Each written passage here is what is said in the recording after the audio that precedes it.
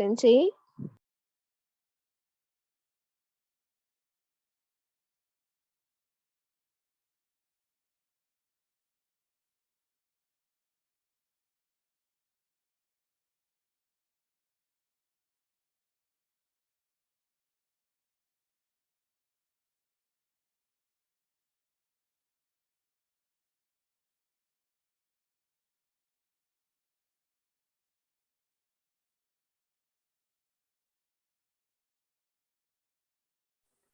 Good evening, ladies and gentlemen, all the leaders and coaches. I believe that you can hear me. If you can hear me, just go to the chat and say yes, please. Yes, we can hear you, Sensei. Thank you very much. How are you, Sensei? I'm absolutely fine, and thank you very much for asking. Okay, Sensei. Thank you. My pleasure. So just let me know who are you and where are you from, because I can see some new names and all. So just put your names in there and where are you from? I am Andrea from Kochi. Okay, don't forget me. No, it's fine. You can use the chat. For sure, you all can use the chat so everyone gets the same. Sir, can you just show the screen presenting? We cannot see you because screen is going on presented. Great. So let me know that, okay, we got Jafrali, we got Abdul Rafi. Good. It's a new name. Great. Excellent. So let's do what is your question, just like what we do every week. If you are very new to this session, please let me just give you a brief about what happens here. Every week on Thursday, we get here on Zoom, and this is the last time we're going to have this on Zoom. We'll be moving from Zoom very soon. Next week, most probably that would be on the 17th. We'll be moving on to Clubhouse. That would be our new platform that we'll be using for both English as well as Malayalam. English would be on Thursdays, 7:30 until 9, and Malayalam would be on Saturdays from 7:30 to 9. So this platform is for Q&A. So if you have any questions with regards to your personal development, personal growth, personal mastery, leadership, business, not very specific about a specific business, because then that would be very much outside the box. So I want you to be, if it's a generic question with regards to business, yes, we'll deal with that as well. So anyone, without further ado, you can just go ahead and ask me questions. I would be more than happy to address all your questions. It's not a question, but I am requesting you, this Zoom is better than Clubhouse, because we could not see you in Clubhouse. Nobody can see anyone on Clubhouse. The whole purpose of Clubhouse is to get visibility, and that's the whole purpose. And most of the organizations, most of the leaders are nowadays moving on to Clubhouse. But in Zoom, we are visually, we can see you visually, and we are able to concentrate in the class. Even if we look at your face, we get a concentration in the class. That's why Zoom is more better than Clubhouse, Sensei. Let's look outside the box. We have to always look outside the box and see how is it. We'll be there for a let's say a couple of weeks, and we'll do a test run. Okay, and we'll see how is it, and if it's working well, if you're getting more attendees, and if they are satisfied, if they can just listen to us, then we'll continue with that, or we'll come back. Is that okay, Andrea? Okay, Sensei. Thank you. Right, so go ahead, please. Any questions, just go ahead. Don't wait for the last minute. Don't wait for 9 o'clock. So if you have any questions, just pop up with questions. I would be more than happy to address your questions. If somebody is asking questions, make sure that others switch off mute yourself so that you're not disturbing others. So go ahead, please. Yeah. Hello, Sensei. Good evening. Hi, good evening. Yeah. Hello. Yes. Yeah. Yeah. Go ahead. And my question is this. Now, as I begin to public speak, I just want a designation like as a leadership coach, as many things. I don't know how to find it. How do I find that? What's your age? I'm 13. 13. What's your passion? What's your passion? My passion is to speak, listen, just like, that's my passion, and to know something and learn something. Okay, speak on what? speak on how do people find their dreams and let them help other people to find their dreams. Okay. What would you like to be known for? For example, you said something like coaching, am I right? You use the word coach right now. So what is that you would like to know? What is that one title that you would be like to know? I'm looking for 3 different words. I'm looking for the last one. What is it you would be like to know for? As a coach, as a leader, as an expert, as an expertise, as a specialist. What is that? As an optimist. No, that is not a title, because that doesn't suit. Because if you say I'm an optimist, nobody's going to call you. You got me? So you're not talking from your perspective, you're talking from the perspective of your customer, your client, your student, your patients. That's what you're looking for. You're looking from the other side, not from your side. So what is that you want people to look at you and say, that is an expert, that is a specialist, or that is a coach, that is the teacher that they should be proud of, and you should be proud of as well. So what is that one word that is triggering your mind right now? I'm asking this question very fast, so it triggers you very fast. Okay, what is that?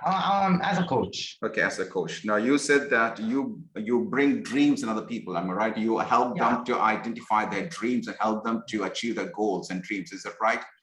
Yeah. Okay, so what is that word that comes before coach? What coach are you? If somebody's asking you, for example, we are having the very first meeting. Irish, you and I, we're going to meet for the very first time, and you introduce yourself as the coach.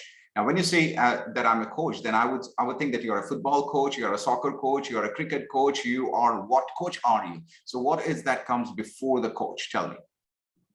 And before you answer me the question, I want you to think and say that this is one word that I should be proud of and my mom should be proud of. What is that word? We can't say dream coach. Okay, you can't say dream coach. Then what would be the nice one? Yeah. That's the word I'm trying to find out. Yeah. Okay, what else? Are you bringing a clarity in people's goal? No, I am helping to find them. You are helping to find them. So what is the best word to find that? Are you finding the goal? Are you finding the dream, or are you finding a goal? What is that you're doing? I'm helping them to find it. Okay, so you're discovering something. You're helping them to discover something. Is that correct? Yeah, yes. Okay, good. Discover what? Their vision, like vision, dreams, their cause to move forward. Just like every single morning to work to something, a vision for them. Okay, so a cause, a vision, a dream, a goal. Okay, so here are a few words that I got from you right now. One is vision, dream, goals, etc. Is that correct? Passion also comes in there. Am I right? Yeah. So, and you're helping them to discover those things. Is it correct? Yeah. Okay. Yes. So I'm going to give you a couple of what do you call titles, and I want you to think about and ask yourself what is the best one that's pondering. Okay. Yeah. Okay. Here we go. Dream discovery coach. Now, how is the word discover? Discover. How do you find that? Are you okay with that one? A little bit. Yeah. A little bit. Okay. What is the when you say a little bit, 0 to 10, where does it stand? The 0 is you don't like it, and 8. 10 that you like it. Is there any other word other than discover which you think that can take you to 9 or 10? Yeah. Which is the word? Is there any other word that you can find right now which is popping up in your head, which is far better than discover? Or you want to stick with discover? Yeah, okay. I'll stick with discover. You'll stick with discover. Okay, so the second word here is discover. So here we come. Okay, I'm going to give you some options. Okay, a dream discovery coach. Okay. Yeah. The second one is vision discovery coach. Okay. The third one is goal discovery coach, passion discovery coach. What do you feel? Vision. Vision. Okay, so you're helping people to find out their vision. Is it correct? Yes. And when it comes to vision, because everyone, it doesn't matter whether you're 13 years old, sometimes you will be able to help to find out the vision of somebody who is even 40 and 50 years old. Is that correct? Yes. Because everyone needs vision. Is that right? Yes. Because some people wake up every bed and move forward. Exactly correct. Exactly correct. Do you know that the people at the age of 60 also, they don't know what is a purpose in life and they don't have vision. Is that correct? Yeah. Okay, so you as a coach, you will be able to identify and help them to find out, to bring clarity in their vision so that they can lead the life further ahead. Yes. Is that correct? Yeah. Okay. Yes. So if you say yourself that you are Irish, and you Yeah. are a vision discovery coach. How is that sounding to you? Yeah, that means What do you mean by yeah or yeah? What is it? yeah, I want a little more louder. I can't hear that properly. yeah, I want a little more louder. yeah. Good, excellent. Where is that standing? 0 to 10? I would say 9.5. 9.5. That's a good number. Do you think so? Yep. Okay, now I want you to introduce yourself to the group who are here right now. I want you to introduce yourself with your name and then with your designation. Is that fine? Okay. And that is with full energy. I know that you're a person of energy because you are doing a lot of training program with us. So I want you to talk with full energy, full capacity. Imagine that you are on the stage. There are your fans. Okay, there are raving fans in your audience and online. They're watching you because you're going to introduce your title for the very first time to the world. You got me? Yes. So I want you to step onto that particular scenario mentally, physically, and spiritually. I want you to get onto that particular stage and introduce yourself. Your time starts now. 5 times. Go ahead with the complete power, with complete strength and complete imagination that you are on stage and you're going to introduce yourself. Your time starts now. Go ahead. Yeah. Once again. Yeah, good. Yeah, my brother actually. Yeah. Hey everyone, my name is Arif Krishna A, and I am a vision discovery coach. There is nothing else. Once again, I want you to repeat that. There is no distraction. Hi, I am so-and-so. I am so-and-so. That's it. I am so-and-so and I'm so-and-so. That is the first I am is your name. The second I am is what's your designation. That's it. Then you repeat that again. Is that okay? Yeah. Okay, very strong, very sharp, very specific. Go ahead. 5 times. I'm Arish Krishna A, and I'm a vision discovery coach. Number 2.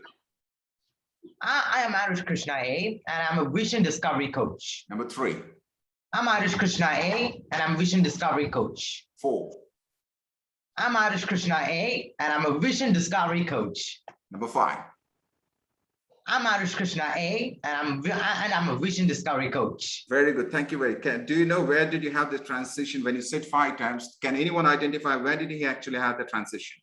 Anyone in the group? Just go and type. Don't switch on your mic. Just go to the chat and tell me what was the number. Where did he get that actual transition from 1 to? Okay, some of you said 3, 4. Andrew said 4. Rafi said 3. Okay, anybody else? 4, 4. You actually got on 4. You actually got on 4. The 4 was where you actually spoke with in your peak. Okay, so Irish, are you happy with that? Yeah, I'm happy. So tomorrow onwards, who are you? From today, from now onwards, who are you? I'm a vision discovery coach. Exactly correct. That's how you will be introducing yourself. You will not be introducing yourself as a 3rd standard, 4th standard, 10th standard, 12th standard student.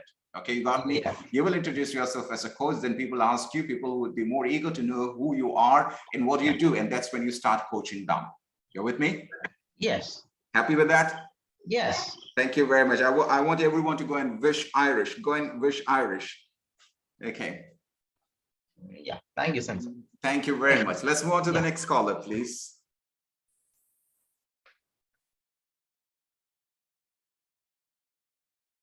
Let's move on. No wasting of time, please. No wasting of time. Let's move on to the next caller. I'm here with you for 90 minutes. Hi, Zena. How are you doing? I said, hey, Sensei 2 times, but then you were just going like, let's move on. And then I understood that my mic was off. I'm so sorry. That happens. That happens in life. Sometimes what we think is right is not right for the other person. And sometimes we think the other person is listening to us, but they're not listening to us because they might be very busy. Maybe I'm listening to you. Maybe I'm hearing you, but I'm not listening to you. But here this time, it was a technical error. Am I right? Similarly, if you just remove the mic and just if you're having conversation with 2 people, maybe it's a husband and wife, maybe it's a teacher and a student, it could be anyone, or it could be the manager and the staff. Sometimes people talk, people hear, but they don't listen. How many of you agree to that?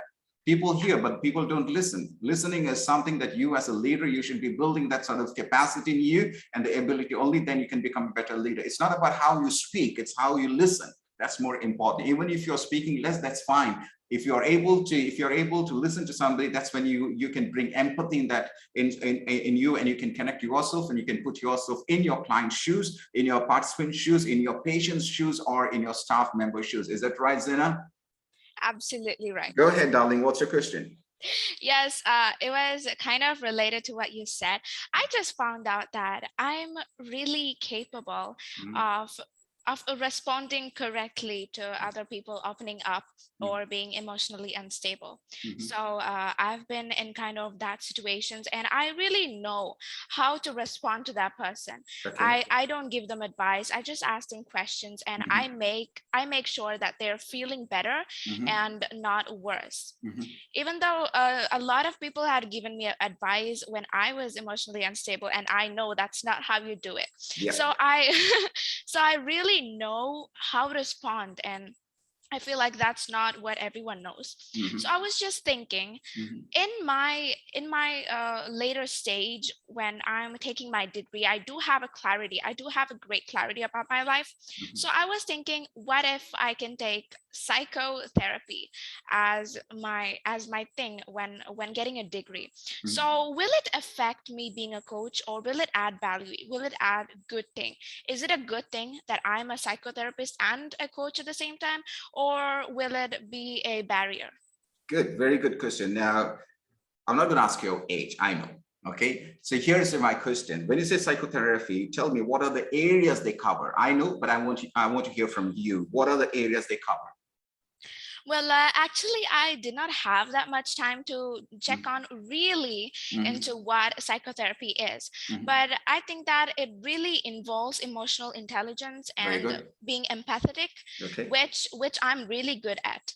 When I'm angry or in a situation where my feelings are high, my emotions, my angriness, this is all are high, I just at that time think of empathy. I just think of what my opponent is thinking of. Maybe what they are going through is way worse than what I am going through. So I think of that, and I feel like that's a really good quality to have. So that's why I think I can choose psychotherapy. I really want to help people who are emotionally unstable. Some people just invalidate themselves, and their mental issues just get extreme, and they just commit suicide or do some kind of bad things. So I really want to help these kind of people going through something. So that's why I think I can choose psychotherapy. Good. Now here's my question. Do you require these two qualities in coaching? Is that going to help you in coaching? Empathy is sure going to help. Okay, what about EQ? EQ is a part of empathy, am I right? Yes. So don't you think that that's going to be an added value to your coaching? Yes, but what is this but? What is this but? Yes, I'm gonna tell that. The question, the answer, the reason why this question popped up into my mind is there's this thing that in coaching you should never give advice, and in counseling what you do is you give advice. So I think that in counseling, is the disturbance coming from your mic or somebody else? It's Regine, it's Miss Regine KK. Yeah. Okay, yes, go ahead, please. So I think that giving advice, I don't really want to give advice to people, but being a counselor or being a psychotherapist, that's what you do. But being a psychotherapist, that means you're more into the medical stuff, not into the coaching stuff. So that's why the question arose in my mind. Okay. There are people who learn two different sciences, but they don't apply both the sciences. They take one science as the predominant science, and they use that as their profession. You got me? For example, they might go through Ayurvedic, and they also would go through the other science. And then when it comes to the profession, they would not be focusing on the Ayurvedic part. They would be focusing on the other side, the allopathy part. You got me? Similarly, if you want, you can learn. It is always nice to learn the other science. It's always nice, like I have learned NLP and all those things, but I don't use that.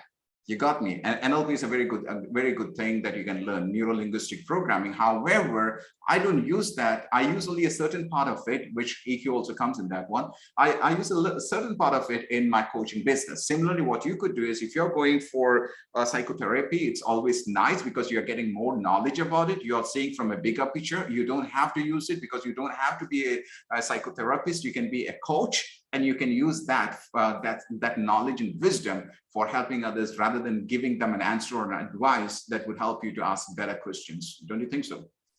Yes, I think so. When I when I learn more about psychotherapy, I can really ask questions that trigger them. So right now, I'm a student empowerment coach, and I think that my designation is not what I actually am. So I don't coach just students. I coach people who are struggling through life. It doesn't have to be an age. So I'm going to change it, and I'm going to figure out something more emotionally connecting. So having passion in life, I think that's more emotionally connecting. So that is connecting for me too.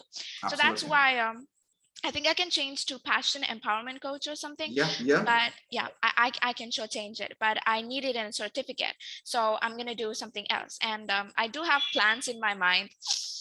And yeah, and I also found out that I'm paranoid. That means that I have a lot of trouble trusting people. So that's why I have a lot of mental issues, and that's why I want to help people with mental issues. I want to make them feel comfortable about opening up. I have a lot of problems opening up. So that's why I want to help people open up, and I want to help people who are going through things. A lot of people think that they're just thinking things. You understand? I'm sorry about using these very similar words, but a lot of people think that it's just nothing. But at the same time, it's so complicated what they're going through. So want to help these kind of people, and I feel like coaching can really help. But at the same time, you said that people with mental issues, you should never coach people with mental issues. So that's why I wanted to clarify it once again, that I'm more into this field. But then again, I'm just 13. I'm not qualified, officially qualified to coach people with mental illnesses. So that's why I wanted a very good clarity. See, number one, can you coach me? Yes, if you have a mental issue. Even if I don't have a mental issue, can you coach me?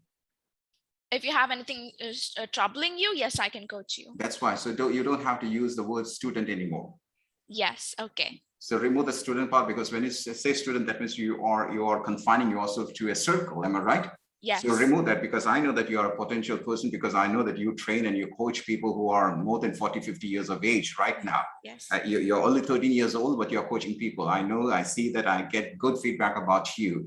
And personally, people send me about the feedback about you as a coach. Therefore, you can remove that student part and you can put passion. Passion could be for anyone, just like it happened to Irish. He asked me about passion. He also came up with passion discovery coach. So you can put that, and for sure you can help people. Yeah, thank you. My age is a blessing for me, but at the same time, it's a barrier, because there are a lot of people who, I'm using the word try here. There are a lot of people who try to take advantage of my talent, and they think that I don't charge. No, so that's why you have to charge. Yes, I do. And that's why to make people think of me more seriously, I have a secretary, a money handling person for me. And I'm so happy for that, actually. That's very good. You need to have somebody who's stronger than you when it comes to money matter. You don't have to, because I know some of, I don't like to take the name, one of the superstars in Malayalam, he was not able to handle his money, but later on one of his drivers came around about 30 years back, and the driver started to become his driver, then a manager, and he was the one who started handling the money, and then the superstar became really rich. You got me? Why? Because he was good at acting, but he was not good at managing money part of it. Similarly, if you are because of your age, you can't have a bank account and you are coaching, you have to charge money. Am I right? Because you're earning right now. I know that you're 13 years old, but you started earning as a coach. You're earning money right now. So you have to have somebody who can ask for money and don't feel bad while asking money, because you're adding value to that people's life. Is it correct? Yes. So go ahead. Absolutely. Thank you so much. Happy?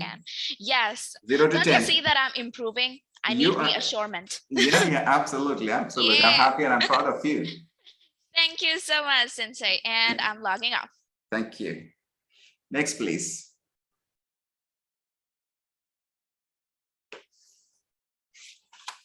Next, please. Go ahead. Shoot your question. We have 1 hour and 3 minutes more.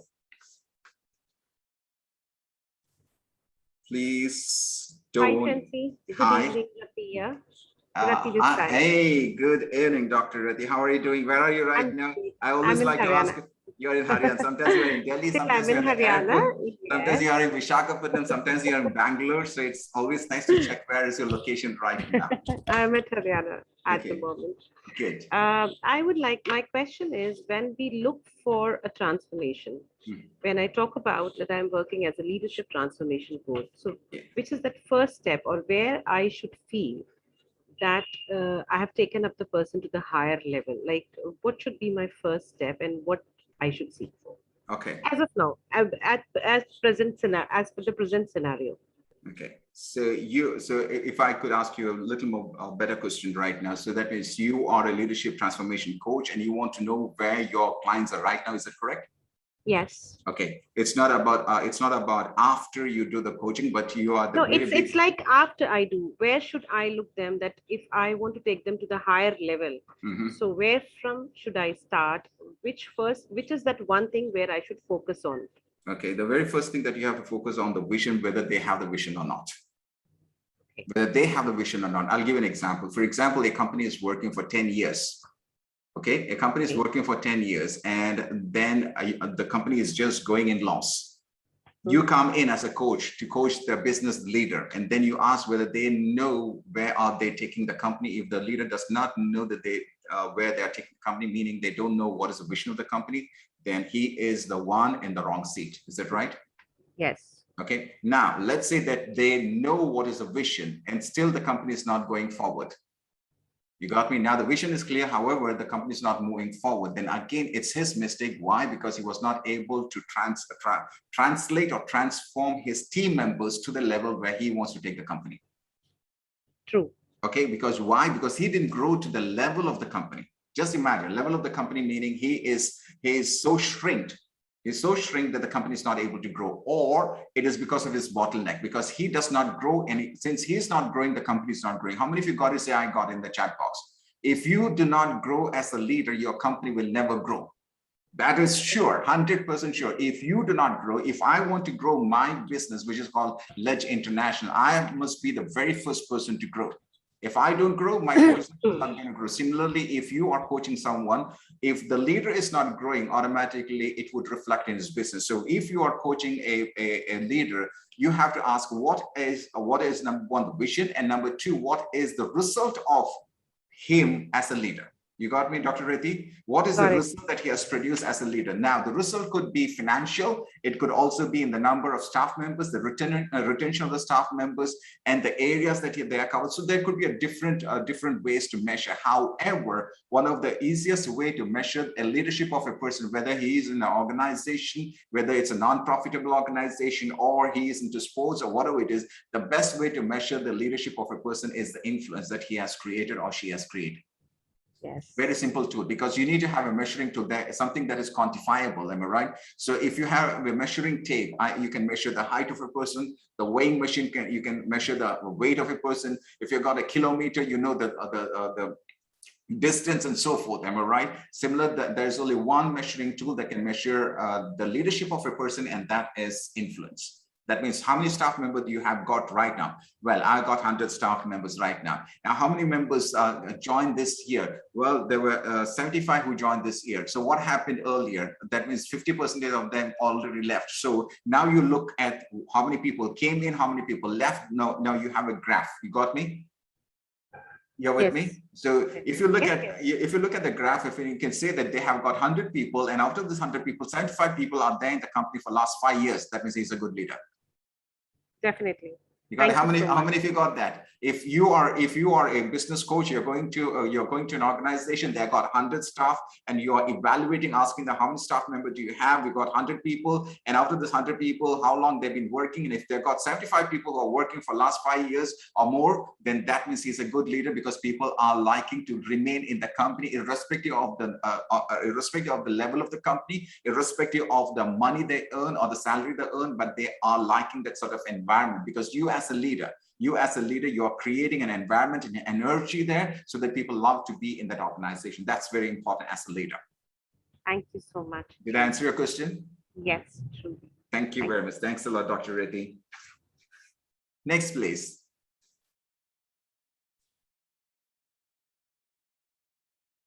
Next, please.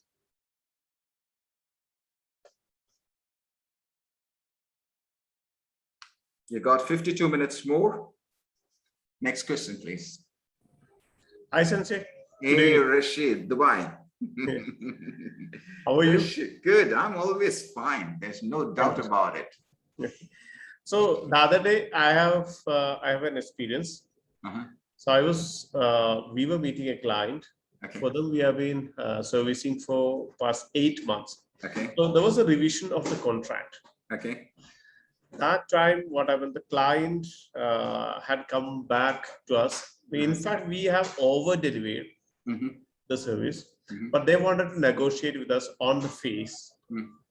Okay, but they just wanted to, in a way, to underestimate or undervalue, and they wanted to negotiate, but we couldn't do that.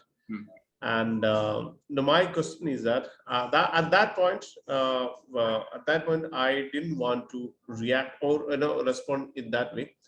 But later we convinced them this is what we are because they wanted to go as per what is specified in the contract. Okay. But what we have done is we have gone beyond the contract in terms of personal commitment. I mean, to adding more value or adding more commitment. So they've got as a result of that, they've got more value in the service. But we are not in a position to reduce the fees, considering the senior resources that we have deployed on that account, as well as other resources as well.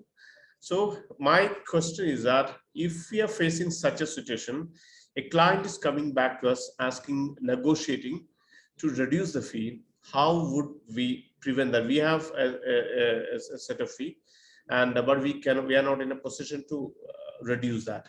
So how can we face such a situation? Very good. There are a couple of things that I would like to ask you. Now, here, the very first question that I would like to ask you is, number one, are you the decision maker? I'm part of the decision maker because because my director, he was okay to adjust with, but I didn't want to go. I didn't want to adjust that, considering the amount of man hours we are putting on that. Okay, very good. So number one, you're part of the decision making team. Number two is, you said that you have given you over delivered? Am I right? You under promised and over delivered. Is that correct? Yeah. Okay. Now, whenever you over deliver, sometimes we think that we have over delivered. However, if you look from the client's perspective, that could not be something that's adding value to them. You got me? We think, okay, now this is very, very important. We think that we have added value. You think that the thing that you have done is good. You think that the design that you have provided is very good. You think that the time that you have given to them is good. You think, but may not they think. It's not necessarily that they would think. Now, did you get a clarity and a clarification that they really liked that what you have over delivered? Did they appreciate for the service that you have done, extra service that you have done? Did they? Yes. Okay. On a second conversation with them, they have came back to us. We didn't undervalue the service, and in fact, it was a slip of tongue by one of the officials from the client side. He was not supposed to talk to you like that. That's what the clarification they came, and we clearly said we are not going to reduce the fee. Okay. Now, Now there is one thing that you have to keep in mind. Okay. Now let me ask you this question. There are organizations that say we provide discount. Yeah. When you say you provide discount, automatically, what is the intention of giving discount? This is a very generic question to everyone. This is a generic question to everyone. If you say that we are going to provide discount, what does that mean? It is one to develop a rapport, to just start the work. Okay. And to keep the client with you, and no any other service provider coming to the scene and taking up that account, that client. Okay. Now let's say that you said that discount, and I'm the one to see that board, or whether it's an ads or maybe in your letter, wherever it is, you said that we are ready to give you discount automatically. What I feel from my perspective as a customer or a client, okay, is that these people are looking for a business. Is that correct? Yeah. Because I'm not talking about a Tom, Dick, and Harry. I'm talking about business people talking to business, B2B. And what you're doing is right now B2B. Is that correct? You're not doing B2C. Yeah, B2B. Yeah. You're doing B2B, meaning business to business. You're not doing from a business to a client or a customer. So me as a business entity, when I see this, I would feel that this people, they're not of a good standard because they are ready to give me discount, and discount means I want this. It's like begging for a chance. You got me? Yeah. So therefore, if you are providing a standard, and you mentioned that you provided over a standard, in that case, I would be absolutely against giving them a discounted amount, and I would be sticking on to what has been agreed, and that has already been negotiated in your invoice or whatever the contract, the MOE, sorry, what do you call that? MOU, am I right? You have a MOU? That contract agreement. Contract or a MOU is, what do you call that, of understanding? What do you call that, MOU? Memorandum of understanding. If you have a memorandum of understanding, this is what we're going to provide and so forth, then automatically you have to stick on that. You should never move away from that. Yeah. Okay, so even if your boss, even if your director say that we can reduce it, no, that's not the best way, because if you give a discount, if you be smaller in front of your clients, then automatically next time also they'll do the same things. You are losing your credential. If you want to keep your credential and in a high level, be where you are. Yeah, thank you. So in fact, we suggested back to them that if you're looking for a cheaper option, we would suggest a cheaper agency for that. Absolutely, absolutely. That's the best thing. So they would say that, no, we want quality people. They'll come. Understand one thing. This is something that I want everyone to. Quality people will like quality people. Quality people will attract quality people. Strong leaders attract strong leaders. So if you're a leader in whatever you're providing, you will definitely attract strong leaders. Yeah, you got me. If you're a cheap person, then you will definitely attract cheap person. If you are a producer and if you want your courses to be sold for 2,000 rupees, you will only attract people who are ready to pay 2,000 rupees. If the same 2,000 rupees course, if you want to sell it for 10,000 rupees, you will attract people who are ready to pay 10,000 rupees. You got me? It's all about how you think and how you put yourself, how you position it. It's all about, not only about pricing. Everyone need to understand that it's not about pricing. It's all about positioning yourself in the marketplace. You're with me, Rashid? It's not about pricing. It's not about pricing. It's how you position yourself in the marketplace. That's how you can become a leader in your business. Great. Did I answer your question? Yeah, thank you so much. My pleasure. My pleasure. Let's move on to the next caller. Hi, Sensei. Good evening. Hi, Anish. How are you doing? I'm doing fine. Thank you. How are you? Good. I'm doing very well. Thank you. Like attracts like. Absolutely. Like attracts like. That's what they say. Okay, thank you. Sensei, my questions regarding 80-20 principle. For the last 3 months, after I hearing 80-20 principle from you, I'm practicing 80-20 principle. So I want to apply much more effectively. How can I apply 80-20 principle while preparing for training program? Because right now, for preparing for a 1.5 hour session, I minimum take 1 day or 2 day complete preparation for that. Even though I did that session earlier, I will take 1 day, minimum 1 day, 24 hours. So how can I apply 80-20 principle and I can work much more smarter? Okay, very good question. 80-20 principle is a principle that you can apply anywhere in your life, whether it is a professional life, your business, or whether it's your personal life. You can apply 80-20 principle everywhere. Now, what you have to do is you have to ask yourself, if I'm spending or if I'm investing on 2 things. Now, you said that it's a 90-minute program that you took 2 days. Is that right, for preparation? Yes.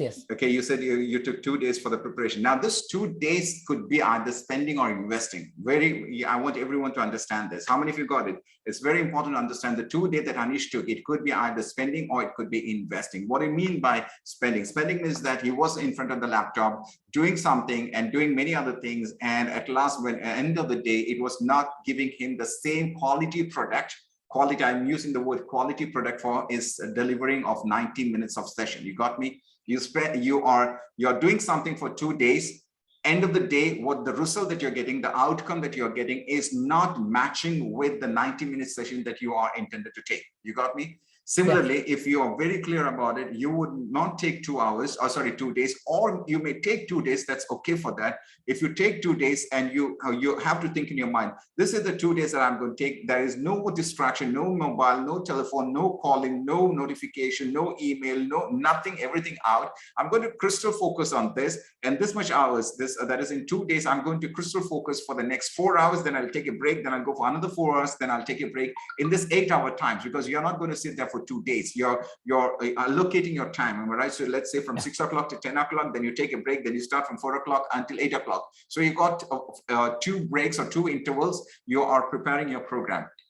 Now, when you sit there, you have to be very, very much what they call focused, very much focused on what is that you want to achieve in that 2 hours or 4 hours when you're sitting there. Very much crystal focused. I was just speaking to Zena yesterday, and I said, Zena, I was in a training yesterday. I was just preparing myself for a training, and I was writing pages and pages, around about 21 pages. And today I converted all the 21 pages into my PowerPoint. So I was very crystal clear yesterday that I want to take notes. Okay, I was taking notes in this book. You can see this book here. See, it's all written.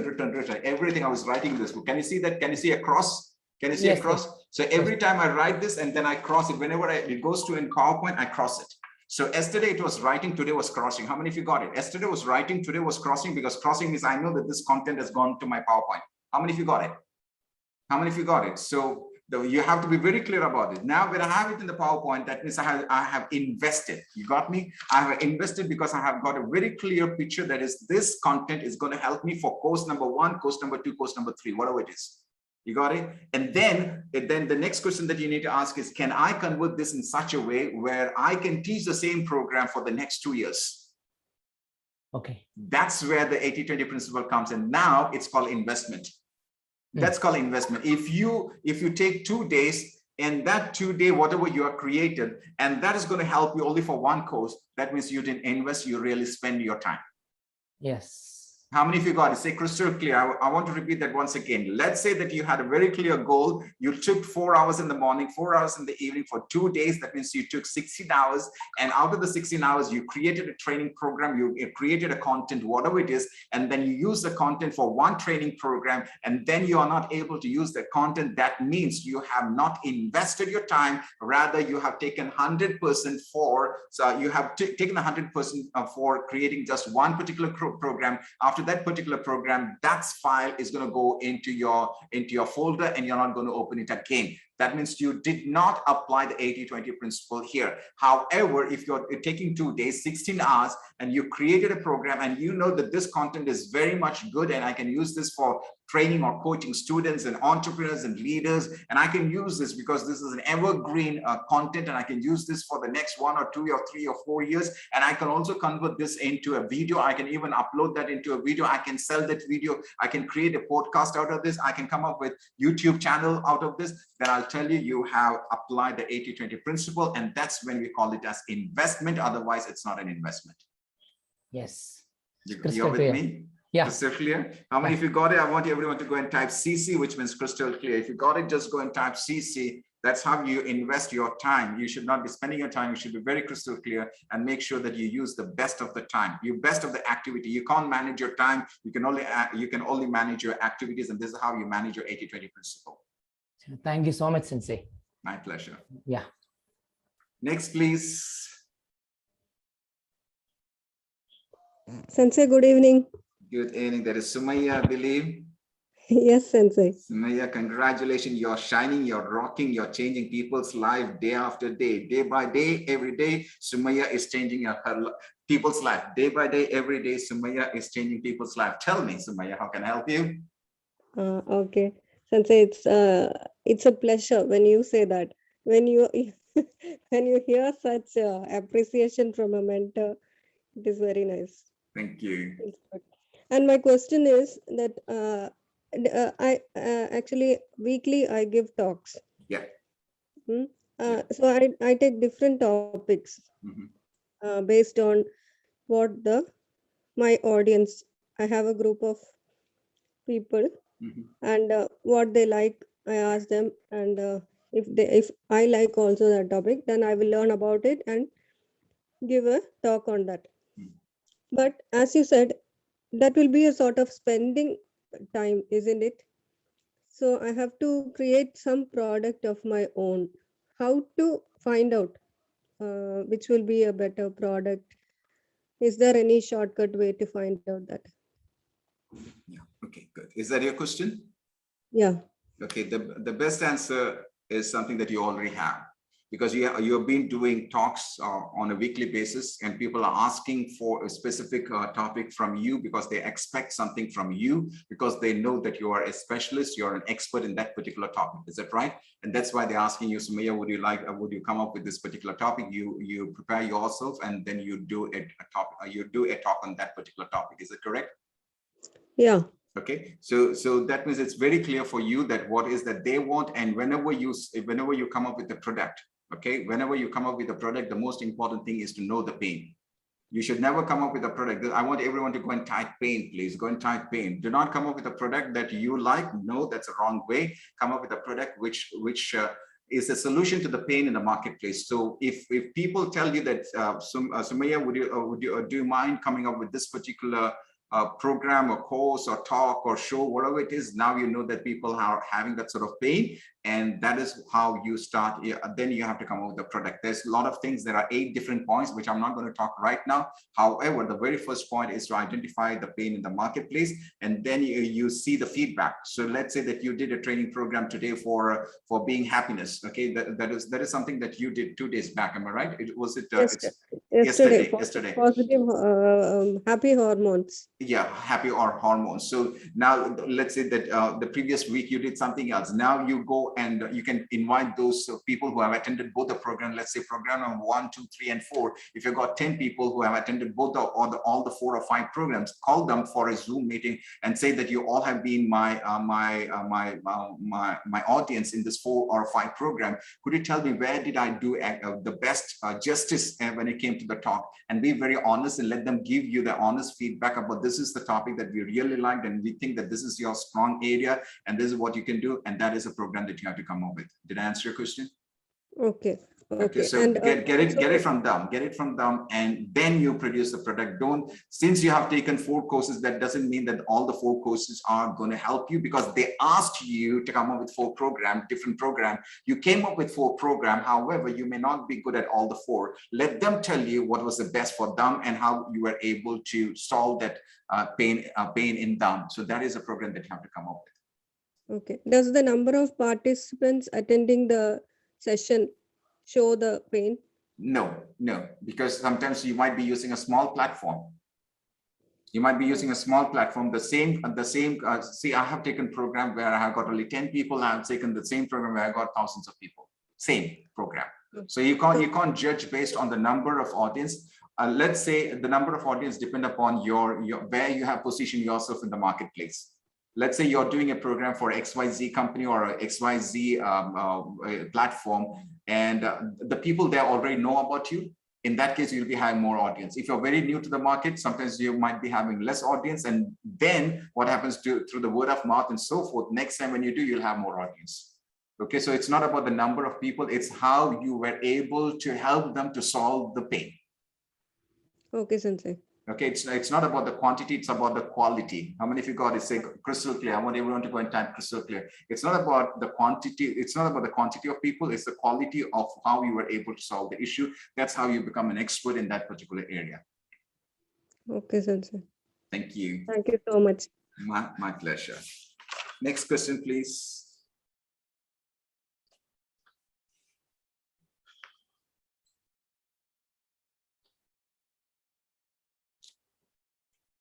Next question. 43 minutes more.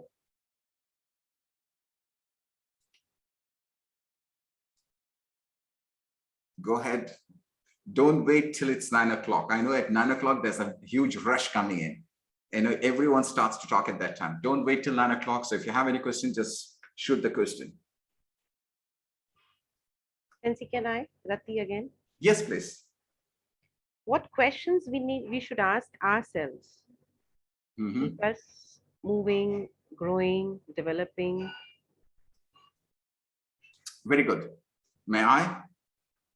Sure, please. The most powerful question that anyone can ask every single day in the morning is, what next? You're with me, Dr. Rati? Yes, definitely. What next is the most powerful. This is something that I have seen in the organization. It's a 5-star airline that I was working. And even there, we asked this question, what next? When you ask the question of what next, you put down a bullet point, say this, this, this, and I'll go. There are two things that you have to know. One is called agility, one is called stability. What's the two words I want everyone to go and type? One is ability, sorry, one is agility, other one is stability. Stability. I want everyone to go and type that. One is agility, the other one is stability. Those who are attending my BMW program. BMW program is a program for entrepreneurs and business leaders. If you are a business leader, then you should be joining my next program, not this batch, the coming batch. You can contact Shamira or you can contact Anish. Anish, do you mind sharing the number, please? Just contact Anish or Shamira, Coach Shamira. They will give you the details about BMW, not this batch. This batch is already full. So the next batch where I would definitely be talking about all those things. And agility and ability is a topic which I'm going to talk next week for the BMW team. So let me tell you what is agility and ability. What do you mean by agility? What do you mean by agility? You can Google if you want to. If you Google, you'll get a meaning. I want everyone to go and Google. What do you mean by agility? Agility is nothing but moving. Basically, the way we move, how quickly we move. Exactly. It's all about agility. Fast? Fast and quickly that you move. That is called agility. In today's world, Dr. Reddy, don't you think that we have to move very fast? Yes, definitely. If you don't move very fast, then you become on the back of the tide. You have to be always in the front of the tide. So therefore, as a leader, as an entrepreneur, as a business person, as a student, as a coach, whatever you are, you have to move very fast. You got me? So if there is in this evening when I was just starting this Zoom webinar, I said that from next week onwards, we are going into Clubhouse, and Andrea was there. Andrea said, Sensei, we like to be on Zoom.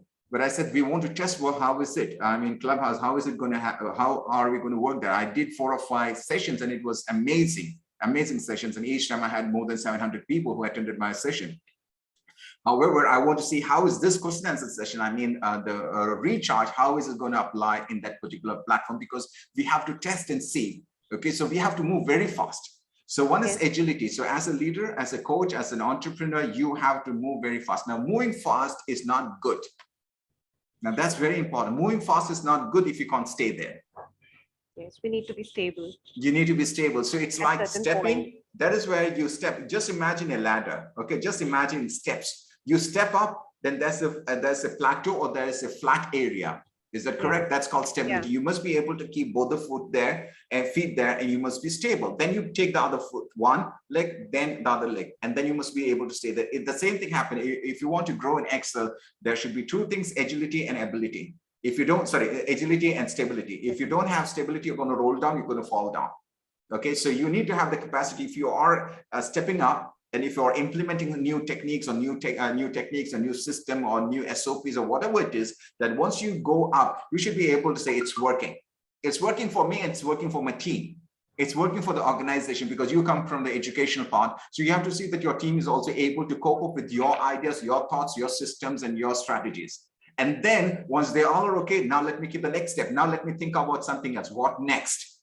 So the what next is all about. The what next is something that is helping you to move forward. So every week, if you have a meeting, or every fortnight, if you have a meeting, we call that the STOP meeting. STOP stands for strategic meeting. ST stands for tactical meeting. O stands for operational meeting, and it's all for the performance. It's all performance meetings. So once you have this meeting, what you do, you ask them, okay, what next? You ask the team, you as a coach, you don't give them the answer. Rather than giving the answer, you ask your team before you say goodbye for that particular day, give 5 minutes, ask what next, and let them come up with some bullet points. Every time, every week, when you ask this question, what next, your team will come there as an agenda. They will come there with some bullet points too, because they know that their leader is going to ask this final question, what next, and they would be prepared for it. You got me? So this is a question that you need to ask every single day as a leader. Each and every one who are here, including myself, I need to ask, and this is the question that I ask each day. I need to ask what next that I can do today so that I am not the same person who I was yesterday. The competition is not between you and somebody else, because competition is an old word. It's an old word. It's an old terminology. The competition is between you and you, who you were yesterday, who you are today, because that's when comes the agility, because every 24 hours you're moving forward.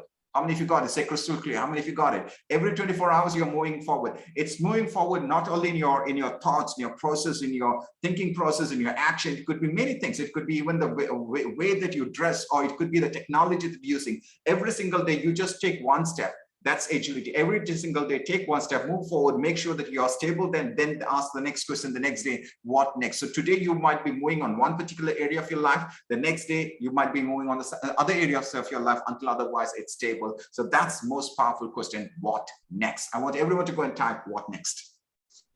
Super. Thank you so much. My pleasure. Next question, please. Sensei, may I ask one more question? Yeah, yes, please go ahead. Sensei, think, ink, and action. Yeah. So how much important the inking part, and what percentage that we have to give for the inking side? It's think, ink, and implement. Implement, okay. You implement things, so or it's action driven. The most important thing that people, and this is what most of the coaches, most of the trainers, they teach. You think and then you do. No, that doesn't work. That doesn't work. I'm absolutely against that sort of principle or the philosophy. Everything starts with the thought and then you do. It doesn't work that. If you think about a business and you start the business, you're going to flow. How many of you got it? If you think about a business and you start the business, you're going to die. Your business is going to die. How many of you got it? Say got it. I want you to go and type got it. If you think about something that you want to start and the next day you go and you work on that, it's going to fail until and otherwise you stop doing that and you put things into paper. That's called inking, not only thinking. The first part is thinking. The second one is inking. Inking means writing. And the third part is about implementation or action that you have to take. Without inking, without writing, without having a blueprint, I want everyone to go and type blueprint. I want everyone to go and type blueprint. Until otherwise you don't have a blueprint, you can't create a house. You can't build a house. Because to build a house, you have to have a plan. Is that correct? The plan is called blueprint. The plan is what we call as inking. So everything before you put the structure, even before you order for the stones or the windows and everything, the pipelines and everything, before that, you have to put everything in writing. It's a blueprint, and the blueprint should be there for everything that you do. So it's not about thoughts and action. Now, that's a wrong concept. There is nothing in the world that has been successful only with the thoughts and the action. Even if you're Wright brothers, even before you flew the very first aircraft, you have drawn something. If you're Tyson and Hillary, if you have climbed and if you have conquered Himalayas, they also have drawn the first path. Okay, what you call as the base camp, the first camp, the second camp, because they were doing the best to conquer the Himalayas for the very first time. So they have to draw the track. This is the track that we have to use this time so that we can conquer the Himalayas. The first time when they did it was in 1950, I believe. They failed. 1951 they failed, and 1953 or 52 they were able to conquer. So each time they were changing the plan, and to change the plan they have to come up with a written thing, and that is called inking. Is inking important? Inking is as important as the action part. It's more important than the action part. It's clear, Sensei. And how can we connect it with begin with the end in mind? Begin with end in mind is that means you have to see the picture of conquering Himalayas, okay. conquering the Everest. That is what you see, and based on that, what you do is called reverse innovation. I want everyone to go and type reverse innovation. I want everyone to go and type. It's called reverse innovation or reverse engineering. You do the reverse engineering or you do the reverse innovation. That means you don't keep step number 1, step number 2, step number 3. That's not how it works. Okay, that's not the way that it works. That's how you learn. That is step 1, step 2, step 3. That's not how you do. When you create your plan, you start from step 10, step 9, step 8, step 7, 6, 5, 4, 3, 2, 1. Once you have that, now you can go from 1 to 10. How many of you got it? It's all about reverse engineering. It's all about reverse innovation. And that's exactly what Steve Jobs says. Steve Jobs says it's not about the technology that you have. You have to know the need in the marketplace. And after you know the need in the marketplace, then you come with the technology. For the reverse engineering, we can apply the inking part, right? Yeah, that's right. So you need to know the end.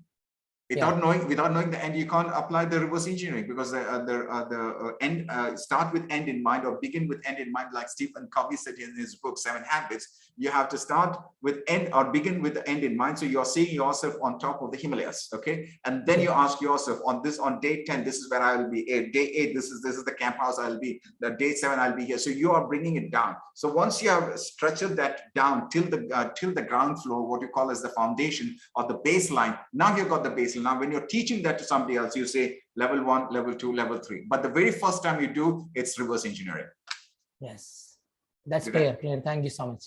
Okay, how many of you got this? I got it. How many of you got this? Just say I got it. This can be applied anywhere in your life. And Sensei, you are absolutely right. 90% of the business become failure because of the lack of this inking part. Exactly. So before you ink, you need to see that in mind. That is called begin with end in mind. So this both the two questions that you asked are very prime questions. There are premium. These are premium questions because both questions have to be addressed. Yeah, thank you so much. My pleasure. Next, please. We got 22 minutes.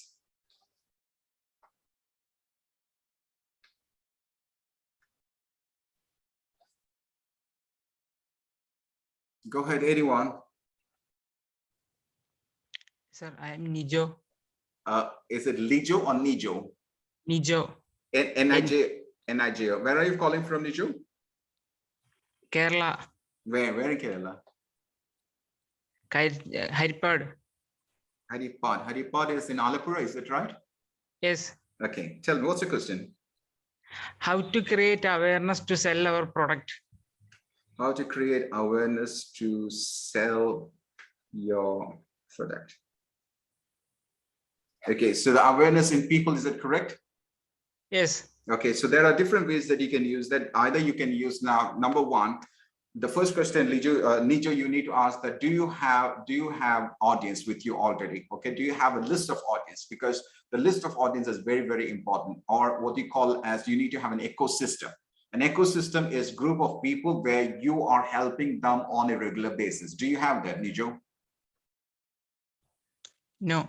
Okay, so the first thing that you need to have is you need to have a group of people, or what you call as ecosystem, where you are, if you go and sell a product, okay, if you go and sell a product, Nijo, nobody's going to buy that. Let me tell you. Okay, keep your mic unmuted. I'm talking to you. So if I'm going to sell something to Nijo, you're not going to buy that from me because you don't know who Farookh Sensei is. Is that correct? Yes. And number two, you will feel that this guy is selling things to me and you will not be happy with that. Is that correct? Yes. And if I'm selling that something in your, let's say that you are in a group, let's say you're in a WhatsApp group, and I pumped in one day, I said, I have got a product, I got a training program, come and learn that. You will not be interested, and you're going to delete me or you're going to block me. You got me? Yes. Okay, so the very first thing is that you have to create a credential of yours. Okay, that's when people will start buying from you. So how do you create credential? Now, let's say you're talking about ABC. This is the product you're talking about, whatever product. Can you tell me what is the product that you would like to sell? Awareness about the educational, financial education part. Okay, let's say financial education. So what you have to do, even before you sell the financial education part, what you have to do is you have to add value in people's life in that group.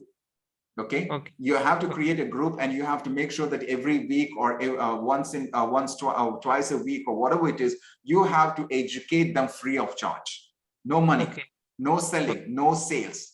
Okay? What is this called? What is this called? I want everyone to go to the chat and answer me this question. What is this called? Because I have spoken about this many times. What is this called? Going to your group and helping them, like what I'm doing right now. Am I selling anything? Very good, Sumaya. Adding value. I'm adding value. The adding value is called marketing. Always keep in mind, marketing. Marketing is something that you can do absolutely free. Okay, because this is a wrong notion that we have that marketing is costly. No, marketing is free. You got me, Nijo? So marketing, you do marketing, it's absolutely free, like what I'm doing right now. I'm not spending any amount, and I'm enjoying what I'm doing. 90 minutes with my good friends. I'm talking with you, and I'm able to add value. Now, why did you come for this program? Is this the first time you're attending the session? Yes. Okay. Now, would you come next week? I'm asking you, would you come next week? Yes. Why? Why would you come next week? Because you felt that I'm adding value. Is that correct? Yes. And if you feel that I'm not adding value, you will not come. Is that right?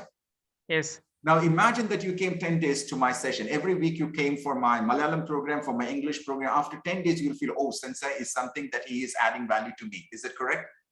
Yes, correct. And 10 days, just imagine 10 days multiplied by 90 minutes. How many hours did I give you free? How many of you got this? I'm doing the calculation now. You attended my 10 sessions, multiplied by 100, multiplied by 90. I'm giving you 900 minutes. Is that correct? Free.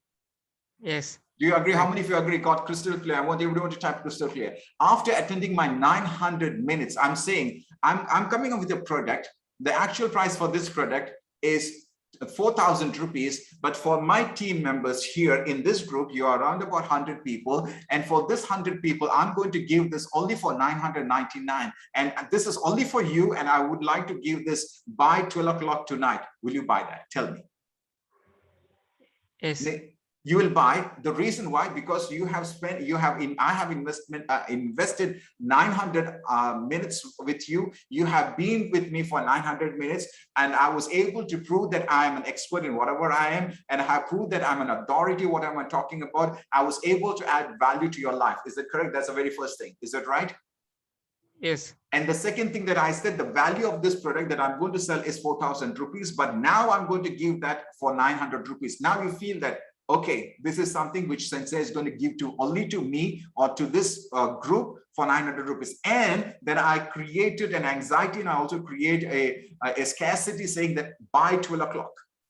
Okay, so there are two things. Number one, I reduced the fee amount here. I didn't say discount because discount is a negative word. I said that this is the fee that this is the amount that I'm going to give to you. Why? Because you are my direct students. And number two, I created a scarcity that I said by 12 o'clock you will buy it. That's how you create awareness in people. By number one, by marketing, you create awareness in people, and by selling your product after doing the marketing, that's how you grow up financially. Did I answer your question? Yes, thank you. And if you can, then you can also do is you can once you are doing that in the group, you can also use different media, social medias like WhatsApp, or you can go on Facebook, and you can go on Instagram, you can go on YouTube, you can create YouTube videos, and the YouTube video, at the end of the YouTube video, you can say that click on this button, or see the description below. It will take you to my next program, which is starting on the 25th of so-and-so date. Come and join. I would be more than happy. So you can do your promotion that way, which is Google ads, or you can also give paid ads for on Facebook as well. So that's how you can grow your business. Okay, thank you. My pleasure. Next question, please. Sensei, I missed your many questions. When will you put this recorded into YouTube? It's not because I didn't put my recorded version for 2 weeks. As if you're seeing, I didn't put the last English as well as the last Malayalam. I didn't put it. So I'm not sure whether I'll put it. However, if it's okay only, then I'll put it. So it's not guaranteed that we'll be putting all our recordings. We are recording it right now. However, it's not sure that we'll be putting that or uploading that on YouTube. Okay. If it is there, definitely you'll get the message tomorrow because you are in our group. So you'll get the message by tomorrow. If at all. Sensei. Okay. Next question, please.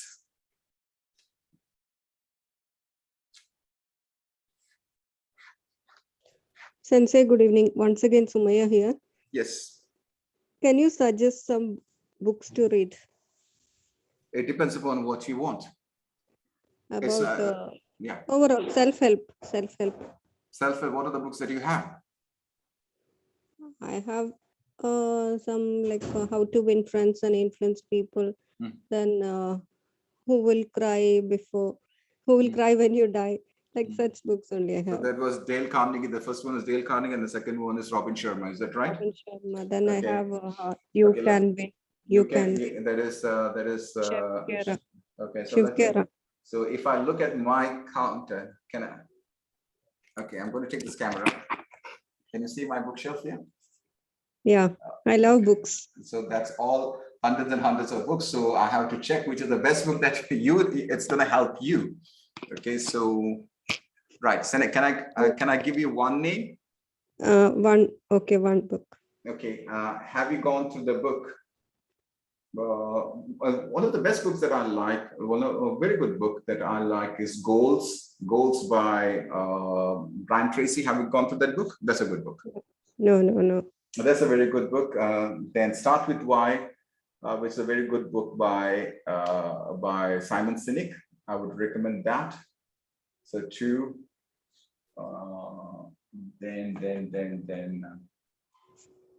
So two books. Okay. The third one, let me see which one the best one. Okay. How's this Eat That Frog? Eat That Frog by Brian Tracy is beautiful book. Excellent. So these are the three books. Don't go for fourth book. Go for three books. And okay, so the first one is Eat That Frog, Start With Why, and The Goals. These are the three books that I would highly recommend. And you can ask Binoy. Binoy is here right now from Saudi. Binoy is very good because he does book review. Binoy, can you help? Yeah, I think you go for Think and Grow Rich. Think and This Grow is Rich. one book which I love most. Yeah. This is the first motivation book I read. Yeah, Think and and it Grow was Rich. with me for years. Still, it is with me. Yeah, that is by Think and Grow Rich by Napoleon Hill. Napoleon Hill. Napoleon Hill, and that's a good book because most of the people, most of the millionaires today, most of the trainers, they use that as a basic platform to develop them. So it's a good book. However, there are some chapters which we won't be able to really understand or digest. So it's a good book. However, highly recommended by most of the coaches. Okay. Right, thank you. Next question, please. Sensei, did you read Atomic Habits? Sorry, which one? Jafar Ali, please. Yeah. Jafar Ali, please. Jafar Ali, go ahead. Okay. Sensei, good evening. Good evening, Jafar Ali. What's your question? Yeah. Our inner image always leads us, am I right? Sorry, once again?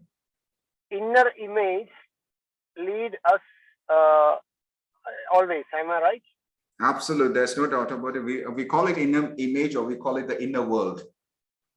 Okay, we call it the inner world. The inner world helps you to find out your external world. Yes. Okay, the inner world. Yeah, go ahead. Yeah, sometimes that inner image, criticizing me. I mean, if I do something wrong, that always hurting me. Oh, okay. How I can stable with my positive inner image? Okay. That's my question. Good. Jafar Ali, show me one person in the world. Okay, you said that when you do something wrong, then it hurts you. Am I right? Yes. Okay, show me. This is a challenging question for you. Show me one person in the world who does not do anything wrong. Show me one person in the world who does not do anything wrong. Can you show me that? No, never. So understand that doing wrong, we are not creators. We are the creation of the creator. Understand that we are not the creator. You got me? We are not the creator. Yes. We are the creation of the creator. And as a creation, we make mistakes. And when we make mistakes, it is our responsibility and duty to forgive and forget. I want everyone to go and type FF. Go and type FF. You have to forgive and forget yourself. Everybody, I make mistakes. I make a hell of a lot of mistakes. But I ponder on that. But you should not be doing the same mistake again. A mistake is a lesson for which you have paid. Okay, for example, you made a mistake and you lost $10,000. Okay, you made a mistake, you made an error and you lost $10,000. Or your staff member did a mistake and your company lost $10,000. You got me? Yes, yes. Definitely, that means you have paid $10,000 for that person to learn a lesson. Okay, you have paid 10,000 rupees as a tuition fee for a lesson that your staff member has learned. Now, if you go and terminate that person because of the mistake that he has done, that means you are now reacting to the situation.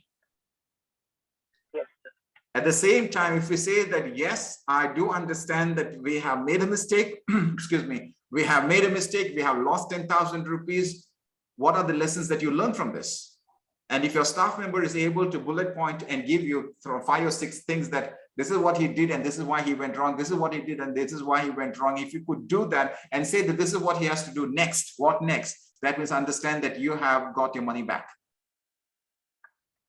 Yeah, that sometimes we'll lose a lot of things. Yeah, we will lose a lot of things in life. We are going to lose a lot of things in our life intentionally or unintentionally. Yes. Unintentionally, just like you learn something accidentally, even the mistakes and the errors that happens in life is unintentional. Is that correct? It's accidental. Yes. You agree? So if something happens accidental or unintentional, you need to have the capacity to forgive yourself, forget yourself, and move forward. If you ponder on that, you are not moving forward, you're moving backward. And do you think that you will excel? That always I facing that challenge. No, forget about it and move forward. Very simple as that. I don't think about the mistakes that I have done. I think about the solution for the mistake. How many of you got it? Don't think about the mistake, think about the solution that you have found out for the mistake. How many of you got it? I want you to type solution. Yes, please. Go and type solution. You think about the solution, not about the error that you have done. Think about the solution for the error or the mistakes that you have made. And automatically what happens now, it's called positive thinking, if you may use that word, or it's called creative thinking, or you can call it as growth mindset. A growth mindset is not about talking about the problem. The growth mind is talking about the solution to the problem that you found out. You're with me, Jafar Ali? Yes. So think about the solution and say that this is a solution that I have for this issue, and automatically what happens every time when your brain is stuck with something, it will always give you the solution rather than the problem. I'm using the word problem. I know that it's a negative word. I don't think about the problem or the challenge. Think about the solution. Automatically that will help you. That will trigger you always. Yes. Got Thank it? you so much. Thank you. You're most welcome. Yes. Next, please. And Sensei, my question was about Atomic Habits. Did you read that book, Atomic Habits? Yeah. And can you share some inputs from that book? So I'm planning to buy that book. Atomic Habits is a very good book, excellent book. It's a beautiful book. Atomic Habit, a very simple thing. I'll give you one thing that I liked about Atomic Habit. One thing that I can use in our life is people get bogged up with the goals. People get bogged up with the goals. That means they always say goal setting, goal setting, goal setting. It's not about goal setting. That's very important.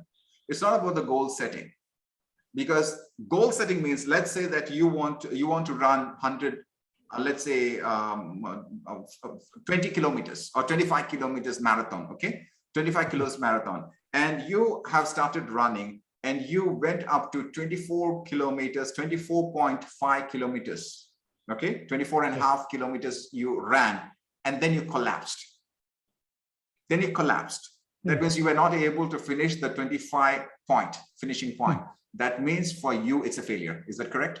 Yes.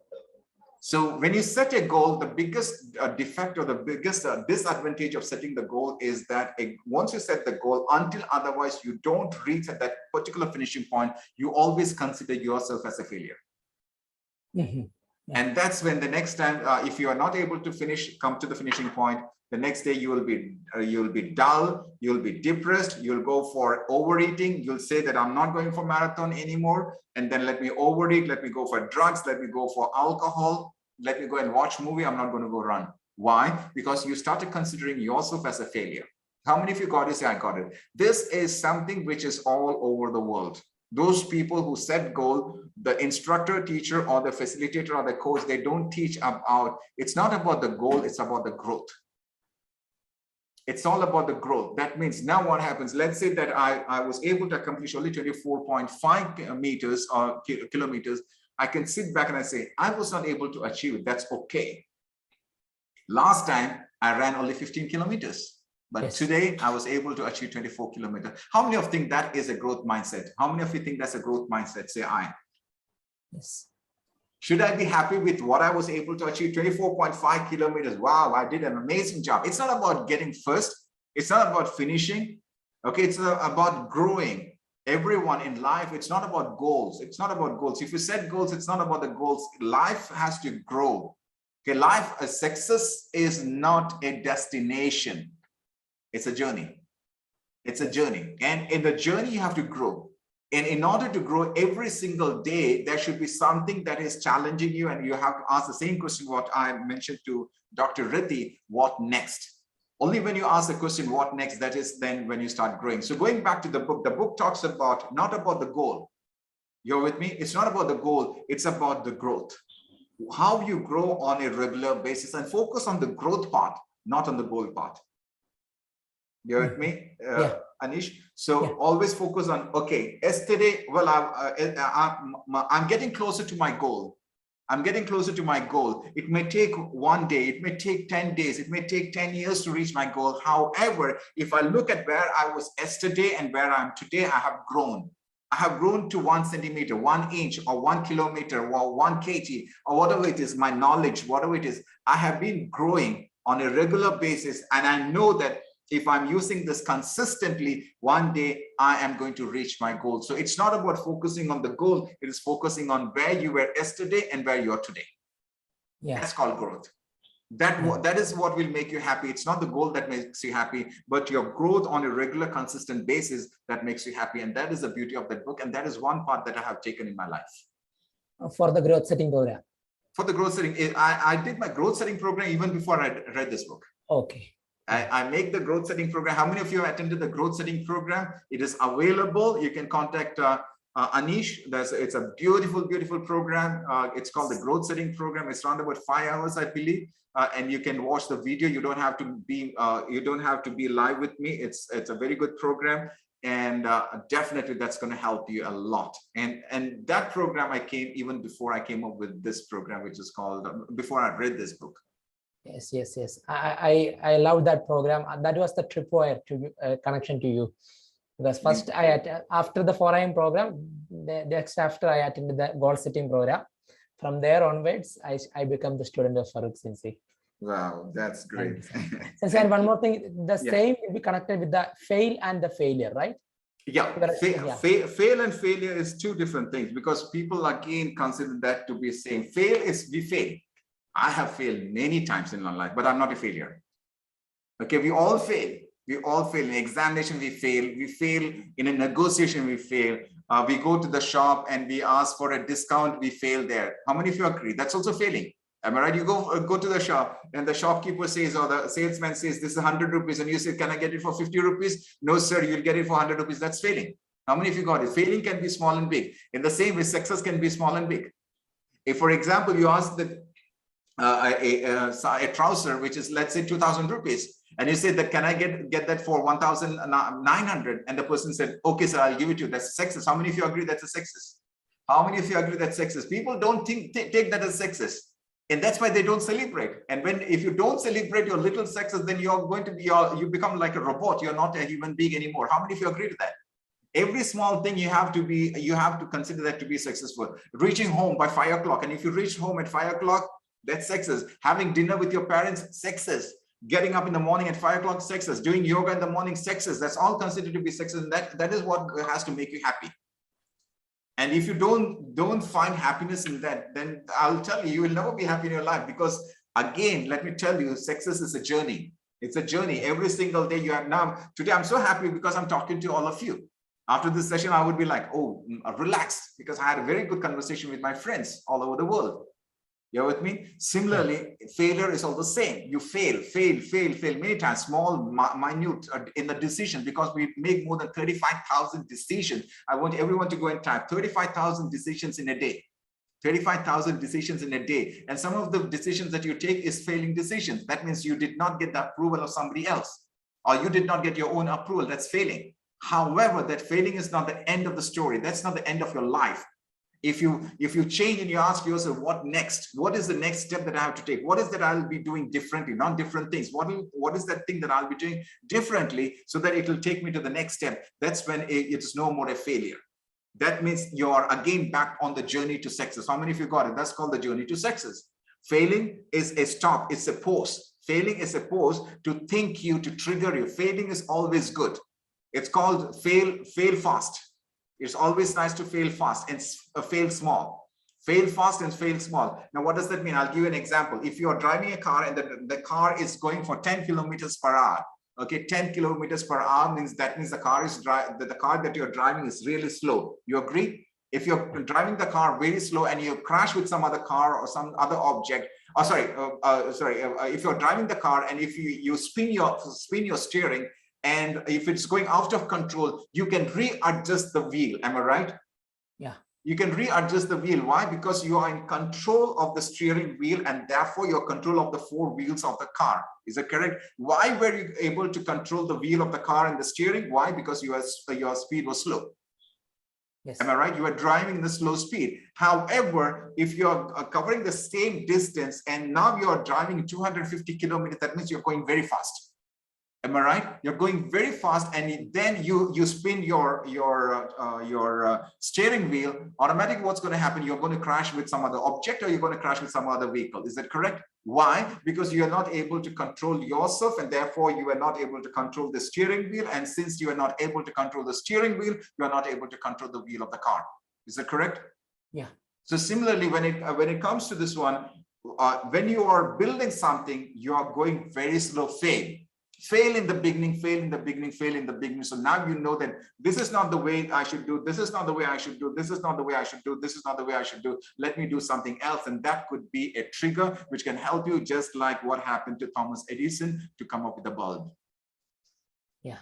Understand that you can fail hundreds and thousands of times, and that's when you get the result. Every successful person that you see in the world has failed, has failed many times, but he's not a failure. Yes. If you're a failure, then you will never be able to achieve what you want to achieve. Now, let me ask this question back to you. Are you a failure? No. Tell me with conviction, are you a failure? Yes or no? No. Absolutely no, because you failed many times. Am I right? When you met with an accident, that was a failure. No, sorry, that's where you failed. Then you lost your job, which was just 2 weeks after the accident. You failed there. Am I right? Yeah. You failed there. When somebody came up with a proposal to you, you failed there. Then you said that I want a girl, I want to marry someone who has got both feet, both legs, and both arms, and who is physically, mentally fit. And when you get that, that became your success. Is that correct? Yes, correct. You got your first child. That was success. Is that correct? Exactly. When a child started speaking, that was your success. Is that right? Yes. When your child started talking and walking, that was success. Is that right? Yes. When a child started going to school, that would be a success. Is that right? Absolutely. That's called success. And you have to enjoy all each and everything in your life. Yeah. Very much as that. Yes. Thank you so much, Sensei. My pleasure. So we got the last 5 minutes. I'll take one question. If I'm able to answer that question faster, then I'll go for 2 questions. So 1 or 2 questions, but I'll be stopping at 9 o'clock. So let me go for 1 question. Please go ahead, anyone.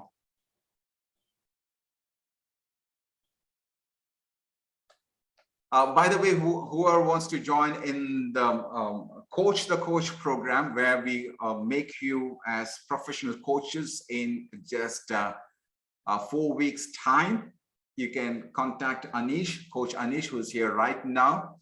Or if you want to become a professional speaker within 10 weeks, you can again contact Coach Anish. He can help you, and we have got these programs coming in very soon. So any questions on that, please go. Anish, you can just share your number so anyone can contact you if they want to become a professional coach or a professional speaker. Both the courses are in English. Any question? Let me take the last question. Any one of you who's there? Because I can't see your screen, I can see only my screen. So if anyone is there, just ask me a question. I would be more than happy to address your question. We have got 4 minutes more.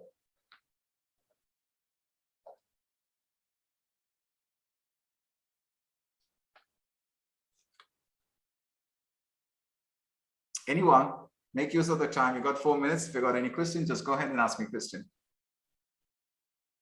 Sensei, are you doing English connections also in that clubhouse, or only till now Malayalam? Who is this? Rati. Okay. No, everything is going to be on Zoom. Going to be on Zoom. It's only no. Till date, you are only working with Malayalam thing, on Clubhouse. Yeah. Okay. Not yet started with any of the groups in English, no? Because I can't join the Malayalam one. That's what I'm asking. The one on the Clubhouse, the recharge on Thursday for sure would be in English. The next one. The next week, exactly. I think it's on 19th. That would be in English for sure. And then comes the Malayalam would be on Saturday. And for sure, I'll also be coming up with, once we know that it's a platform that is suited for us, because this is just a test run. I don't want to make a huge announcement and do the big mistake. This is what I was talking right now. Go slow. Okay, Yeah. okay, so that even if we crash, it's not a big damage that's going to happen to our car. Okay, so I'm going very slow in a 10-kilometer speed to see whether this is going to work. Is that the best platform for us, like what we do right now? Because there are a lot of technical things that we have to be very careful, because it's not only who are my members, they could be anyone who can pop into to a Clubhouse and they can ask me questions and all those things. They could be also people who wants to spoil the complete stuff. So they can be people from different angles, and there's all the technicality required, because there should be someone to allow them to come in and to ask questions. So for it's not like Zoom where you can unmute yourself. They have to raise the hand, and there should be a moderator who has to give them the permission to come to the stage and ask questions, so forth. So we have to see whether it's working very well. And then for sure, English would be on Thursday, Malayalam would be on Saturdays. And beside that, if it's working well, then definitely I'll be coming up with programs in English as well, for sure. Because right now the programs, the 3 programs or the 4 programs that I did this, the talk show that I did, which was having around about 700 plus people that were all in Malayalam, that were all focused for entrepreneurs in Kerala. However, I would definitely be coming in English, because English is one key area that is where I want to be known for, and that is my what you call my strength. Yeah. So yes, the Malayalam part is just to help, because I know that there's a pain. Always keep in mind, you have to know based on the pain. So there's a pain in the business environment right now, especially in Kerala. So I thought, let me step down and let me throw my ego and all those things. Let me go to their level and help them in their language. And that's why I came up with Malayalam. Otherwise, I never been doing Malayalam at all. But it's good now, because people need people need any mentor or a coach at this point. Absolutely. After this pandemic, and you never know what's going to happen the next now. Exactly correct. Exactly correct. People are scared now with the Delta wave, third wave, how worse it's going to be. Absolutely. So absolutely. they need someone, and it's good that you have started this with your regional people, because they would love. And I'm also going to come in Hindi very soon. Oh, great. That would be great. Yeah, Hindi is my favorite language, and I want to come with Hindi as well. Great. Waiting for that. Thank you so much. Thank you. So it's exactly 9 o'clock. So ladies and gentlemen, leaders and coaches, thank you very much for spending and investing exactly 90 minutes with me. I really love that. And you have given me the energy today. So this is a great success for me. And I believe that it's been a success for you. And I believe that I was able to add value to your lives. Again, going back next on Saturday, that is day after tomorrow, we'll be having in Malayalam. This would be on Zoom for sure. And after that, next week onwards, we would be just shifting into Clubhouse. We'll test the depth of the water, how cold it is. And if you think that's too cold and it is chilly and it is freezing, sometimes we'll come back to Zoom. However, let's test the depth of the water and how it is. So thank you very much. Take care of yourself, and good night to all of you. Thank you so much, everyone. Thank Good night. you. Thank you, Sensei. Thank you, Sensei, and all leaders. Thank you. All leaders, Sensei.